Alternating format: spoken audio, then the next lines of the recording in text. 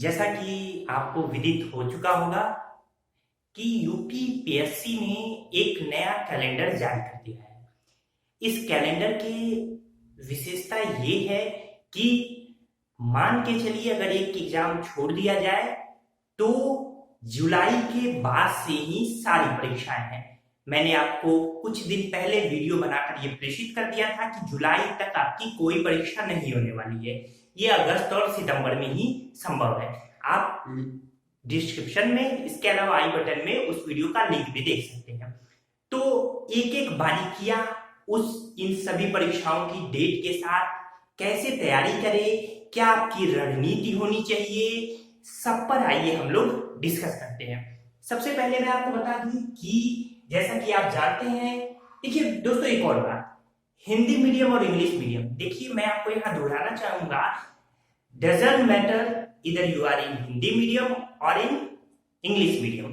देखिए लैंग्वेज का कोई फर्क नहीं पड़ता, रणनीति एक होनी चाहिए, बस एक। किताबें भी लगभग लगभग सेम राइटर की ही होती है, तो आप इससे पैनिक न होइए कि आप हिंदी माध्यम के अंग्रेजी माध्यम के हैं। अगर आप रणनीतिक रूप से किसी भी माध्यम में तैयारी करना शुरू कर दें, रणनीतिक रूप से अगर आप हिंदी माध्यम के हैं तो हिंदी माध्यम में पूरी जोर लगा दीजिए, और इंग्लिश मीडियम के तो इंग्लिश मीडियम में, देखिए आप सेलेक्ट जरूर होंगे। तो ये मन से निकाल दीजिए कि हिंदी माध्यम का सिलेक्शन नहीं होता, नहीं, ऐसी कोई बात नहीं है। यहाँ यूपी पीएससी की पूरी रणनीति मैं आपके साथ शेयर करूंगा। इससे पहले मैं फिर दोहरा दूं कि आपको माध्यम की कोई चिंता नहीं करनी चाहिए, जो आपका माध्यम है उसी माध्यम में खुद को झकझोर कर रख दीजिए। देखिए सिलेक्शन ना हो तो कहिएगा। चलिए आगे बढ़ते हैं। सबसे पहले यूपी पीएससी 2019 यानी 2019 का मेंस जो है वो 25 जुलाई 2020 को है। ये कैलेंडर आपके यूपी पीएससी की वेबसाइट पर उपलब्ध है, आप वहां से भी डाउनलोड कर सकते हैं। फिर बीईओ की प्रारंभिक परीक्षा 16 अगस्त को, फिर आरओ जो 2016 में रद्द हुई थी उसकी प्रारंभिक परीक्षा 13 सितंबर को, यूपी पीसीएस 2020 की प्रारंभिक परीक्षा 11 अक्टूबर 2020 को, फिर बीईओ मुख्य परीक्षा जो होगी वो 6 दिसंबर को होगी। इसके अलावा आरओ मुख्य परीक्षा 22 दिसंबर को, जबकि यूपी पीएससी 2020 या यूपी पीसीएस 2020 की जो मुख्य परीक्षा होगी वो 22 जनवरी 2021 को होगी। तो ये कैलेंडर आप लिंक भी मैंने दे रखा है, आप सीधे लिंक पे जाकर डाउनलोड कर सकते हैं इस कैलेंडर को। एक और बात कि जरूरी नहीं कि आपका अंतिम कैलेंडर हो, अगर किसी भी, क्योंकि कोरोना काल चल ही रहा है और किसी भी तरीके की अन्य संभावना होगी, तो मुझे लगता है कि आयोग ने एक और भी कैलेंडर, सेफ कैलेंडर अपने लिए रखा होगा कि कुछ इस तरह की संभावनाएं हो तो हम बदलाव कर सके, लेकिन बहुत ज्यादा अंतर तारीखों में नहीं होगा, और हो सकता है कोई ऐसी परिस्थिति ही ना आए, यही कैलेंडर हो जाए।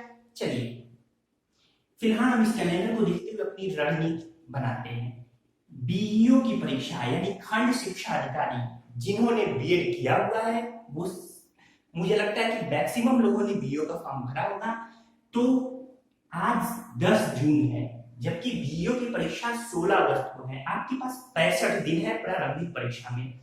मुख्य परीक्षा की मैं बात करूं तो 16 अगस्त के बाद मुख्य परीक्षा 6 दिसंबर को है, यानी प्री के बाद आपको 110 दिन मिलेंगे, यानी पूरा समय मिलेगा। अभी मैं धीरे धीरे अंत तक बने रहिए। अगर आप स्किप करते हैं वीडियो को या जहां भी, तो समझने में दिक्कत होगी, पूरी रणनीति को समझिए। फिर आरओ की मैं प्रारंभिक परीक्षा की बात करूं तो 90 दिन इसमें भी है, इस समय से 90 दिन है, इसमें 65 थे, इसमें 90। आरओ प्रारंभिक परीक्षा 13 सितंबर को, आज 10 जून है, लगभग 90 दिन। इसके अलावा यूपी पीएससी प्री की मैं बात करूं तो ये 11 अक्टूबर को प्री है, यानी 120 दिन है लगभग आज से। आरओ मुख्य परीक्षा की मैं बात करूं तो इसमें 100 दिन मिलेंगे प्रारंभिक परीक्षा के बाद। प्रारंभिक परीक्षा 13 सितंबर को, इसके बाद 22 दिसंबर, तो लगभग 100 दिन मिलेंगे। इसी तरीके से यूपी पीएससी मेंस में भी लगभग 100 दिन मिलेंगे 2020 के मेंस में। तो अब कैसे हम इसको लेके चले, क्या दोनों तैयारी एक साथ करें या फिर कैसे? आइए मैं सबसे पहले एक एक रणनीति, एक एक बातें आप तक पहुंचाने की एक सफल कोशिश करता हूं। तो देखिए अब इन 65 दिन, 90 दिन, 120 दिन, ये इतने बहुत ज्यादा समय ना समझिए कि बहुत ज्यादा आपको समय मिल गया, और बहुत कम भी ना समझिए। ये ऐसा समय है जब आप अपनी तैयारी को प्रारंभिक परीक्षा ओरिएंटेड करें। पर ध्यान रखिए, बहुत सारे टॉपिक जो कि मुख्य परीक्षा और प्रारंभिक परीक्षा में कॉमन है, आप उनको साथ लेकर चल सकते हैं, ताकि जब प्रारंभिक परीक्षा की तैयारी कंप्लीट यानी जब कंप्लीट हो तो उस समय मुख्य परीक्षा के 20% या 25% सिलेबस को आपने कवर कर लिया है। एक बात और कि प्रारंभिक परीक्षा वस्तुनिष्ठ यानी ऑब्जेक्टिव टाइप होगी, जबकि मुख्य परीक्षा रिटन यानी लिखित होगी। इस बात को ध्यान में रखिएगा, डिस्क्रिप्टिव पेपर होगा। तो बीयू की तैयारी इन सभी तीनों में एक चीज तो कॉमन है, जीएस। और जीएस के ये जो सिलेबस मैंने दे रखे हैं ये सभी कॉमन है, चाहे वो बीयू का हो, आरओआर हो, यूपीपीएससी। तो अलग से कोई रणनीति विशेष नहीं बनानी है। सबसे पहले आप जीएस को लेके चले। अगर बीयू प्रारंभिक परीक्षा की मैं बात करूं तो 120 क्वेश्चन उसमें आएंगे, एक ही पेपर होगा। आरओआर में 2 पेपर होगा, एक 140 क्वेश्चन का पहला पेपर जीएस का और दूसरा 60 प्रश्नों का दूसरा पेपर सामान्य हिंदी का। फिर यूपीपीएससी की मैं बात करूं 2 पेपर होंगे, एक 150 क्वेश्चन का, एक पूरा ये जीएस रहेगा और दूसरा 100 क्वेश्चन का सीसेट रहेगा। तो जीएस सब में कॉमन है। आप देखिए बीओ में 120 में 100 क्वेश्चन जीएस से पूछ लिए जाएंगे। 20 क्वेश्चन में क्या रहेगा, 20 क्वेश्चन में एनालिटिकल एबिलिटी और रीजनिंग। एनालिटिकल एबिलिटी आप मैथ्स की बात इसमें ये कर सकते हैं, जैसे अगर मैं हिंदी में बोलूं तो कार्य हो गया, समय हो गया, चाल हो गया, इसके अलावा रेल हो गया, फिर प्रतिशतता हो गई। तो इन सब चीजों को यहाँ बारीकी से समझने की जरूरत है। फिर रीजनिंग, तो आरओआर में 140 में 120 क्वेश्चन जीएस के रहेंगे, शेष 20 क्वेश्चन एबिलिटी और रीजनिंग के रहेंगे। यूपीपीसीएस की मैं बात करूं तो एक 150 क्वेश्चन, एक 150 क्वेश्चन पहला पेपर है, वो पूरा जीएस का है, इसी की मेरिट बनेगी, सीसेट की मेरिट नहीं बनेगी। अब सीसेट में क्या पूछा जाएगा, तो देखिए सीसेट में और आरओआर में दोनों में सामान्य हिंदी कॉमन होगी। हाँ, ये अलग बात है कि आरओआर में बस प्री और मुख्य परीक्षा दोनों में हिंदी रहती है। तो प्री में 6 टॉपिक होते हैं, विलोम, पर्यायवाची, शुद्ध अशुद्ध यानी वाक्य और वर्तनी शुद्धि, फिर विशेष विशेषण, अनेक शब्द के लिए एक शब्द और तद्भव। जबकि मुख्य परीक्षा में पर्यायवाची हट जाता है। यानी अगर आप प्रारंभिक परीक्षा के लिए इसकी तैयारी करते हैं तो मुख्य परीक्षा की तैयारी अपने आप हो जाएगी। 60 नंबर के यानी 60 मार्क्स के क्वेश्चन मुख्य परीक्षा में भी और प्रारंभिक परीक्षा में भी। तो कॉमन हुआ कि नहीं, ये जीएस कॉमन हुआ कि नहीं, मुख्य परीक्षा में भी यही जीएस, बस अंतर इतना ही है कि मुख्य परीक्षा में डिस्क्रिप्टिव तरीके से हो जाएगा आपका पीसीएस वगैरह में, जबकि प्रारंभिक परीक्षा में आपको ऑब्जेक्टिव टाइप में रहेगा। तो अपनी तैयारी ऐसे कीजिए ना, कॉन्सेप्चुअल वे में कीजिए कि ये पूरा मुख्य परीक्षा लायक भी तैयारी हो। जैसे मैं आपको बताऊं कि लगातार मैं आपके लिए लेक्चर प्रेषित कर रहा हूँ, बिहार की पूरी सीरीज है जिसमें वो केवल बिहार के लिए नहीं है, मैं बिहार का इतिहास पढ़ा रहा हूँ अभी। तो बिहार के इतिहास में किसी भी परीक्षा के लिए वो इतिहास महत्वपूर्ण है। आधुनिक भारत की अलग से सीरीज चल रही है, भारतीय अर्थव्यवस्था की अलग से सीरीज चल रही है, सामान्य हिंदी तो मैंने पूरा समाप्त कर दिया है, पूरा जितना आपकी पीसीएस परीक्षा में पूछा जा सकता है। इसके अलावा बीईओ की मुख्य परीक्षा में सामान्य हिंदी बड़ा डिटेल में है, पूरा सिलेबस मैंने कवर कर रखा है। हमारे प्लेलिस्ट में जाइए और उसे देखते रहिए, बेहतरीन तैयारी होगी आपकी। बीईओ मेंस की मैं बात करूं तो इसमें 2 पेपर होते हैं, एक जीएस होगा एक हिंदी होगा। तो जीएस, यही सब जीएस बस मेंस में हो जाएगा और बाकी सामान्य हिंदी। अगर मैं बात करूं कि यूपीपीएससी मेंस, आरओआर मेंस और बीईओ मेंस, इन तीनों की हिंदी की, तो हिंदी में सामान्य हिंदी भी आएगी और निबंध आएगा, पत्र लेखन आएगा, फिर प्रेशेस राइटिंग, ये सब चीजें। तो इन सब के लिए आपको समय मिल रहा है ना।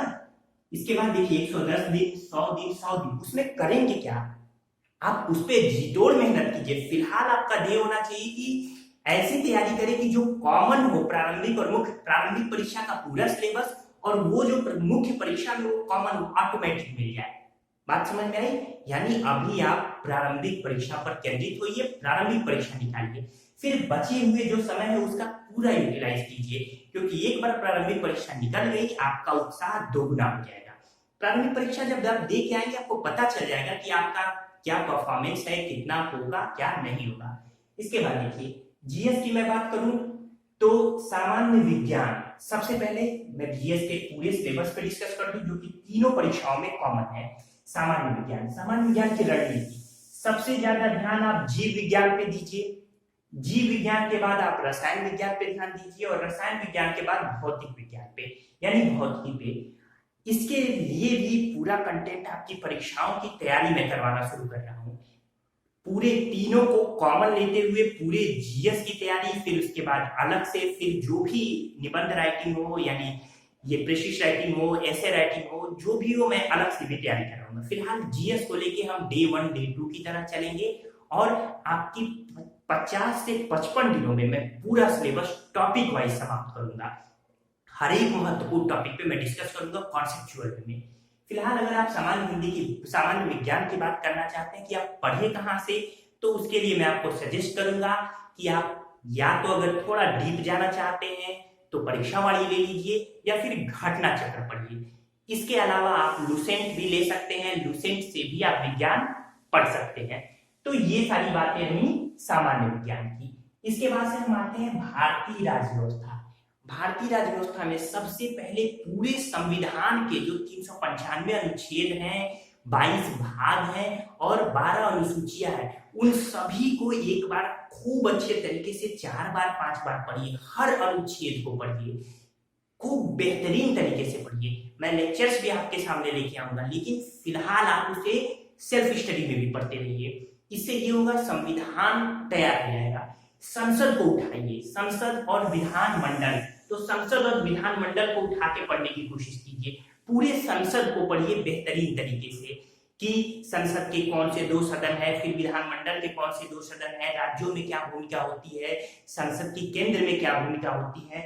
इसके बाद पंचायती राज 73वें और 74वें संशोधन को, संविधान संशोधन, पंचायती राज 73वां संविधान संशोधन और नगरपालिका 74वां संविधान संशोधन, इसे बेहतरीन तरीके से पढ़िए। इसके बाद आप न्यायपालिका को देखिए, सुप्रीम कोर्ट और उच्च न्यायालय यानी उच्चतम न्यायालय, उच्च न्यायालय और अधीनस्थ न्यायालयों को देखिए, निर्वाचन आयोग देखिए, राजभाषा आयोग देखिए। इन सब पे आपकी पहली नजर हो। यहाँ से क्वेश्चन लगभग 15 से 20 क्वेश्चन पूछ लिए जाते हैं। इसके बाद है भारत का इतिहास। तो भारत के इतिहास की अगर मैं बात करूं तो प्राचीन भारत, मध्यकालीन भारत, आधुनिक भारत, स्वतंत्रता संघर्ष और कला संस्कृति। भारत का इतिहास लगातार मैं पढ़ा रहा हूँ, आधुनिक भारत अलग चल रहा है। बिहार के इतिहास के संदर्भ में मैं प्राचीन मध्यकालीन भी कवर कर दूंगा, तो उन वीडियो को देखिए। डिस्क्रिप्शन में आपको सारा लिंक मिलेगा, वीडियो के आखिर में भी आपको लिंक दिया गया है। तो इस तरीके से भारत का इतिहास सेल्फ स्टडी के लिए आप पुस्तक खरीद सकते हैं। एस.के. पांडे की पुस्तक आप प्राचीन और मध्यकालीन के लिए खरीद लीजिए। इसके अलावा आधुनिक के लिए आप स्पेक्ट्रम के साथ जा सकते हैं, एस.के. पांडे की बुक भी अच्छी है। फिर स्वतंत्रता संघर्ष भी आपको स्पेक्ट्रम में मिल जाएगा। इसके अलावा कला और संस्कृति, तो कला और संस्कृति में आप नितिन सिंघानिया की पुस्तक खरीदिए और उसकी बारीकियों को पढ़िए, बड़ी अच्छी किताब है। भारत का भूगोल, इसके बाद आता है भारत का भूगोल, प्राकृतिक संसाधन, कृषि और जनसंख्या। तो भारत के भूगोल की मैं चर्चा करूं तो भारत का भूगोल मैं लगातार आपको पढ़ाऊंगा। बाकी भारत के भूगोल इस समय यूपीपीएससी की परीक्षाओं के लिए परीक्षावाड़ी प्रीफर कीजिए। मेरा ये सुझाव है, आप इस समय परीक्षावाड़ी प्रीफर कीजिए भारत के भूगोल की। इसके अलावा पारिस्थितिकी पर्यावरण के लिए भी आप परीक्षावाड़ी खरीद लीजिए। बाकी हमारे लेक्चर्स पर के साथ भी बने रहिए, बड़ी अच्छी बुक है। आपको उसमें भारत का भूगोल, प्राकृतिक संसाधन, कृषि, जनसंख्या, सारी टॉपिक, हर एक टॉपिक, हर कुछ मिल जाएगा। क्लियर? चलिए, जनसंख्या, प्राकृतिक संसाधन, इन सब की अगर मैं बात करूं तो जनसंख्या हुई, प्राकृतिक संसाधन हुए, तो करंट अफेयर्स के साथ बने रहिए। जनसंख्या तो 2011 वाली ही अभी आपके पास आंकड़े इस समय अभी पूछे जाएंगे। प्राकृतिक संसाधन और कृषि के लिए एक तो परीक्षावाड़ी की कृषि की किताब आती है, उससे पढ़िए। इसके अलावा जो करंट अफेयर्स की मैगजीन आएगी वहां से आप प्राकृतिक संसाधन, कौन सा राज्य किस में प्रथम स्थान पे है, किस में द्वितीय स्थान पे है, ये सारी चीजें आप पढ़िए। इसके बाद है पारिस्थितिकी पर्यावरण, मैंने बताया कि परीक्षावाड़ी खरीद लीजिए, होगा ही आपके पास। फिर विश्व का भूगोल, विश्व का भूगोल की बारीकियां, घटना चक्र से आप विश्व का भूगोल पढ़ सकते हैं, अपनी बारीकियां। बाकी कॉन्सेप्चुअल वे में मैं आपको समझाता रहूंगा। फिर अगर बहुत डीप जाना चाहते हो तो परीक्षावाड़ी के साथ जाइए। भारतीय अर्थव्यवस्था की मैं बात करूं तो भारतीय अर्थव्यवस्था अपने आप में कॉन्सेप्चुअल है, एक स्टैटिक पोर्शन, एक dynamic. Static portion dynamic portion, दोनों ही मैं अपने वीडियो में लगातार बता रहा हूँ। हमारी प्लेलिस्ट में भारतीय अर्थव्यवस्था नामक लेक्चर है, उसे पॉइंट करके मैंने बड़ा कॉन्सेप्चुअल बताया है, प्री और मेंस दोनों के लिए वो लेक्चर है। इसके अलावा आप भारतीय अर्थव्यवस्था के लिए परीक्षा वाली किताब खरीद लीजिए और करेंट अफेयर्स के पॉइंट आप मंथली मैगजीन से पढ़िए। समसामयिकी करंट अफेयर्स की मैं बात करूं, जिस समय जो परीक्षा हो उसके 6 महीने पहले का पूरा करंट अफेयर्स पढ़िए। आपके अपने साधन हो सकते हैं, इसके अलावा हमारे करंट अफेयर्स के वीडियोज भी लगातार आ रहे हैं। इसके बाद है यूपी विशेष, उत्तर प्रदेश विशेष की मैं बात करूं तो यूपी विशेष से लगभग 10 से 15 क्वेश्चन पूछे जाते हैं। अगर पिछले साल पीसीएस में नहीं पूछा गया तो इसका मतलब ये नहीं है कि आगे नहीं पूछा जाएगा, इसलिए यूपी विशेष पे विशेष ध्यान दीजिए। यूपी विशेष की भी मैं श्रृंखला आपके सामने ले आऊंगा। बाकी आप वाणी प्रकाशन की परीक्षा वाणी खरीद लीजिए। इस अंतिम समय में वो किताब की पूरी सीरीज बड़ी महत्वपूर्ण होगी। बेकार के 10-12 किताबों के चक्कर में पढ़ने से अच्छा एक पूरी वो सीरीज खरीदिए वाणी प्रकाशन की। बेहतरीन किताब है यूपी पीसीएसबी परीक्षाओं के लिए, स्टेट की परीक्षाओं के लिए। तो इस तरीके से ये पूरा जीएस आपका लगभग कवर हो जाएगा और बड़ी बेहतरीन तैयारी आपकी इस पूरे जीएस की होगी। इसके बाद से सामान्य हिंदी के लिए मैंने बताया है, एनालिटिकल एबिलिटी रीजनिंग की आप अपने तरीके से पढ़ते रहिए। कोशिश रहेगी कि इसके लिए भी मैं कुछ आपको वीडियोस पहुंचा सकूं, लेकिन आप अपने तरीके से पढ़िए। आप प्रीवियस ईयर प्रश्न पत्रों को खूब बेहतर ढंग से पढ़िए। निश्चित रूप से उनमें से 50% क्वेश्चन आ जाते हैं। जिनको मैथ्स रीजनिंग आती है वो और बेहतर कर पाएंगे, जिनको नहीं आती है वो कम से कम 30-40% क्वेश्चन तो सही करने होंगे। इस तरीके से अगर इस रणनीति को आप फॉलो करते हैं और ऐसी रणनीति हो कि 50 दिनों में सभी कुछ कवर हो जाए, थोड़े थोड़े दिन पे अपनी टाइम टेबल के अनुसार सेट कीजिए, तो निश्चित रूप से आप रणनीतिक रूप से सफल हो सकते हैं और परीक्षा में अपना एक स्थान ला सकते हैं। तो ठीक है दोस्तों, मुझे उम्मीद है आपको ये लेक्चर पसंद आया होगा। तो बने रहिए हमारे साथ, हम लगातार बेहतर से बेहतर वीडियो आप तक पहुंचाते रहेंगे। और चैनल पे आप हमारे अगर नए हैं तो चैनल को सब्सक्राइब कर दीजिए, बेल बटन दबा दीजिए ताकि नोटिफिकेशन मिलती रहे और इस वीडियो को लाइक करना ना भूलिए। धन्यवाद दोस्तों।